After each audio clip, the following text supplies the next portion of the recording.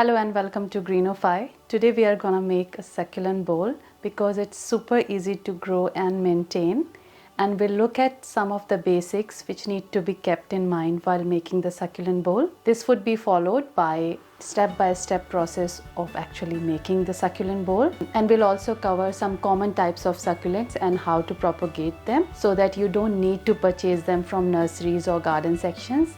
You can exchange them with your friends, or you can multiply at your own home.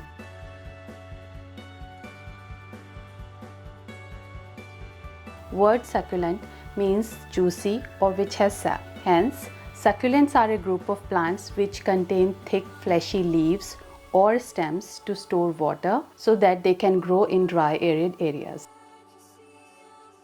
Succulents do look stunning as a standalone plant, but I think because of the huge variety of more than 180 species, colors and variegation, this plant looks absolutely amazing when it's clubbed together. And the best part is that you don't need to stick to one look, so you can keep adding new succulents or removing old succulents from your succulent bowl. This is called a succulent bowl for a reason, because non-succulent plants, they can't survive with the succulents, because succulents have a very specific light, water and soil requirement. The second important thing is that succulents have a shallow root system, so they don't need very large or deep pot. They can be grown in shallow pots like this, but it's very important to have a drainage hole at the bottom because they can't survive stagnating water. While succulents are indoor plants, they need to be kept in a sunny spot, and they need at least 4 to 6 hours of direct sun. If we keep our succulents in low light areas, then they will get lankier because they will try to reach out towards the sun, or they will turn more greenish in color, which means they will lose their natural color like pink or purple, because the leaves will produce more chlorophyll, which is the green pigment that helps in photosynthesis.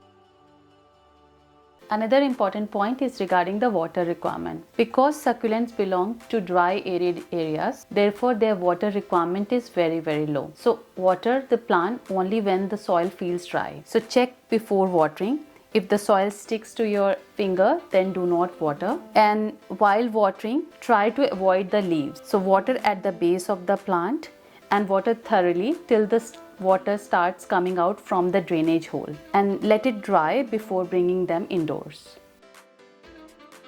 For creating this succulent bowl, I have taken a shallow ceramic pot with a drainage hole at the bottom, and I have added potting mix which is specifically made for succulents, and I have created a separate video for creating this potting mix, which is essentially some garden soil, compost, because that will provide nutrients to the plant. Then I've added perlite, which helps in retaining moisture, and I've also added some sand, gravel and wood pieces to mimic the natural environment where they belong. After adding the potting mix, I have added the plants on top and have again covered with the sand and gravels to avoid water touching the leaves of the plants.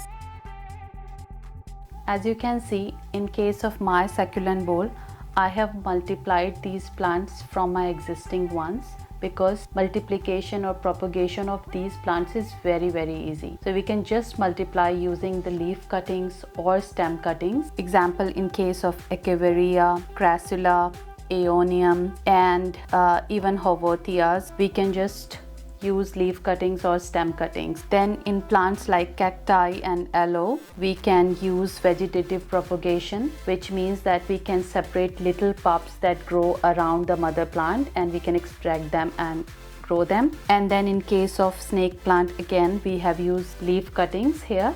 So growing and multiplying these succulents is very easy, and you don't need to purchase them from nurseries or garden sections.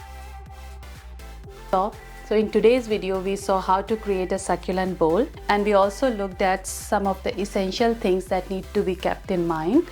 So I hope you liked the video. Thanks for watching.